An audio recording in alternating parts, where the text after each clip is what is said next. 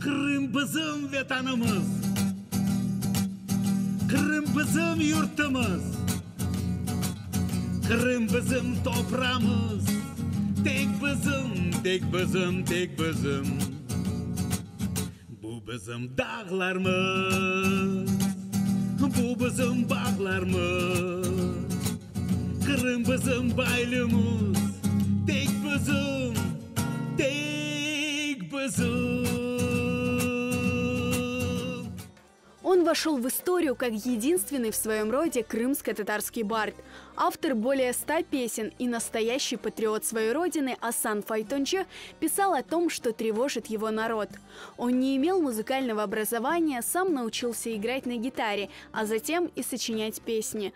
Сын барда бережно хранит тетрадь с его текстами и делится воспоминаниями об отце.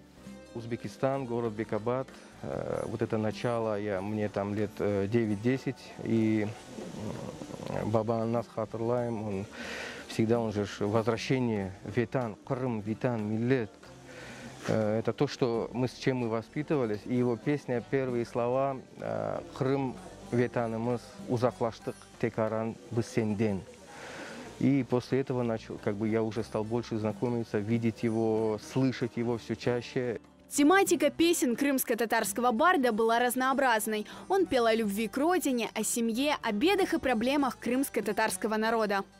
Творческая жизнь отца, его творческая деятельность, она была непосредственно, то есть это была его жизнь. Это не было, как мы сказали, образ какой-то отдельный, и в жизни человек другой нет. Вот все его песни, это все какие-то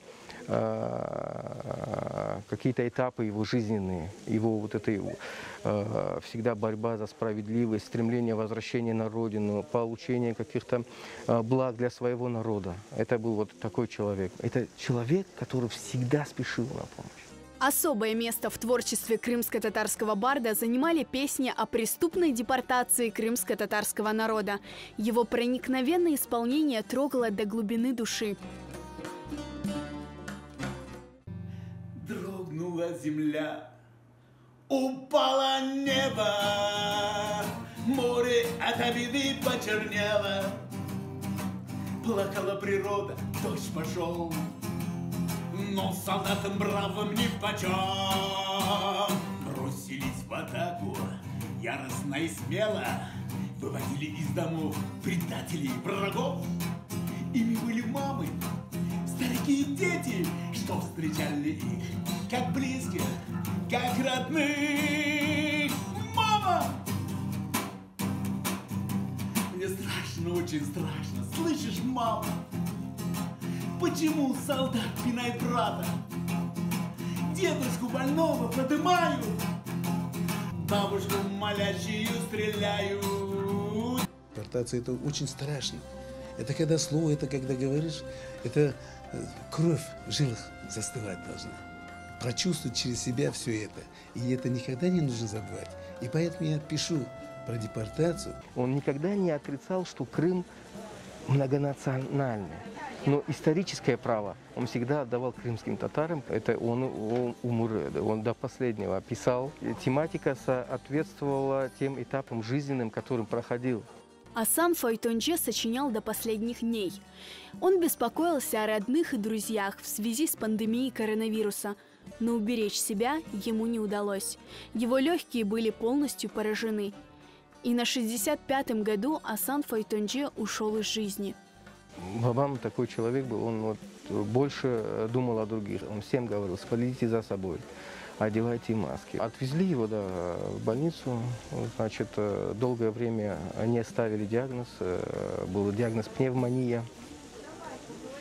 Вот. И только буквально за день-два до смерти поставили диагноз о той болезни, о которой мы говорим, и, к сожалению, уже не смогли правильно среагировать, не были готовы. Искусственная кома, аппарат ИВЛ и смерть. Асан Файтонче считал себя счастливым человеком, потому что жил и творил на родине. Его сила духа, неиссякаемая любовь к родине, своему народу, борьба за справедливость – пример для многих из нас. А мы хотим жить в счастливой стране. Мы хотим жить коленях у отца пролистать букварь и на кухне с мамочкой приготовить чай.